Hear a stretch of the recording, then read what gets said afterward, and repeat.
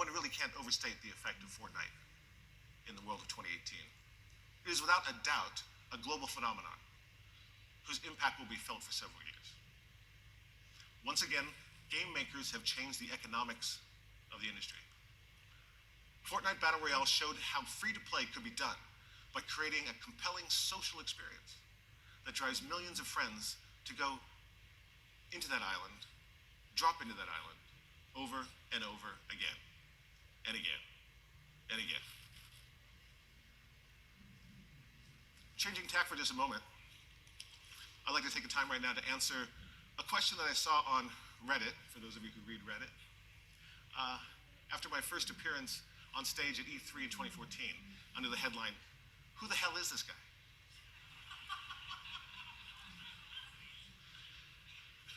It took me a lot to read that Reddit thread.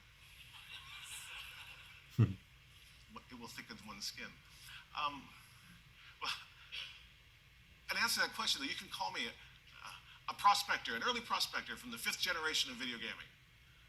I started with PlayStation back in 1996 and spent years in Tokyo, London, California.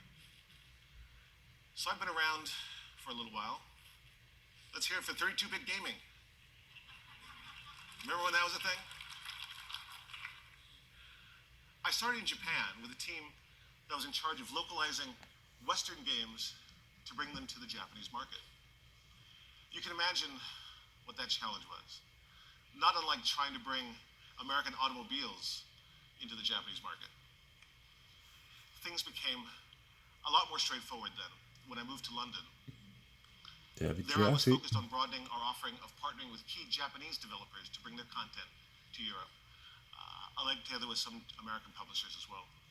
We were the official publishing partners for Namco, Square, Disney, Sega, and a handful of others during my time there.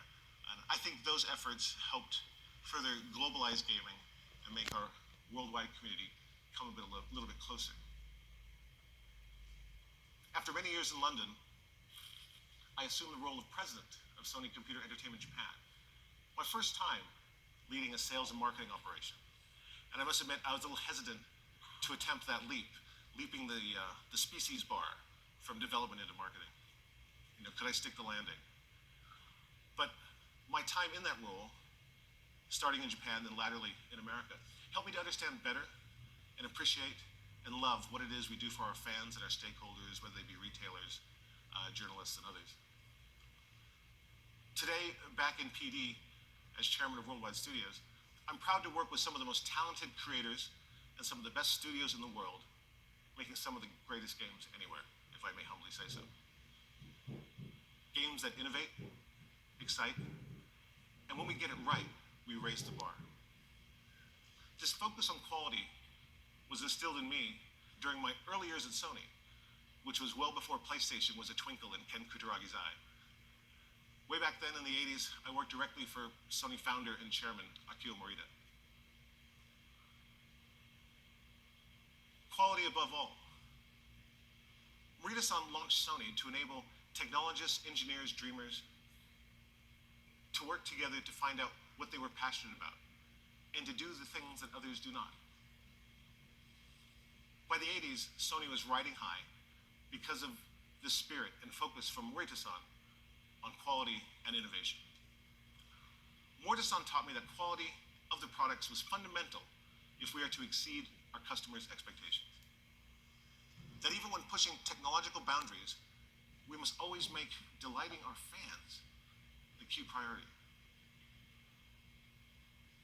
He would say we must forever push innovation, even if it meant murdering our darlings. We have to make our products obsolete before other people do, because they will. Morita-san understood well the innovator's dilemma and grappled with it constantly.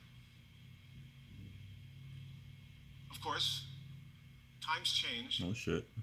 But the cascade of challenges is relentless. Many of you know that PlayStation 2 was an industry triumph. It remains one of the best-selling consoles of all time, but coming off the heels of that was PlayStation 3. Mistakes were made. A stark moment of hubris in the nearly 25 years of PlayStation history.